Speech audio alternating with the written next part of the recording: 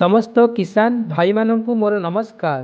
मु मनमोहन देव, वैज्ञानिक farm machinery एवं पावर फसल उत्पादन विभाग, भारतीय दलहन अनुसंधान संस्थान कानपुर, जहाँ आईसीआर रो एक मुख्य संस्थान। एथिरे मु वैज्ञानिक रूप में कार्यरत। किसान भाई माने मु आज भारतीय दलहन अनुसंधान संस्थान द्वारा विकसित आईआईपीआर हर्बिसाइड एप्लिकेटर विषय कहवाक जाऊँगी। यह होची गोटे तृणनाशक मेसीन जहाँ को आपण विभिन्न फसल रे व्यवहार करें। जो शस्य गुड़िक धाड़ी धाड़ी व्यवधान 30 सेंटीमीटर अधिक रही जेपरिकी जदि आपण बूट को 30 सेंटीमीटर अधिक व्यवधान रे बुणी तेबे यार व्यवहार करें। 24 सेंटीमीटर एक रोलर एवं 4 लिटर एक पानी टांकी व्यवस्था रही।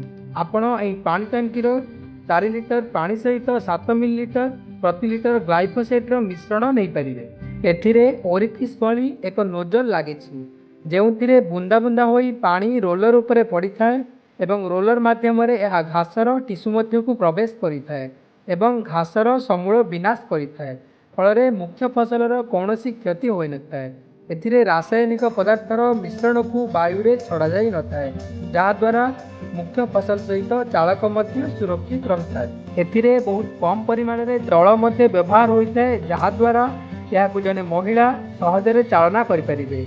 यार क्षमता प्राय 0.05 टू 0.07 हेक्टर प्रति घंटा रही।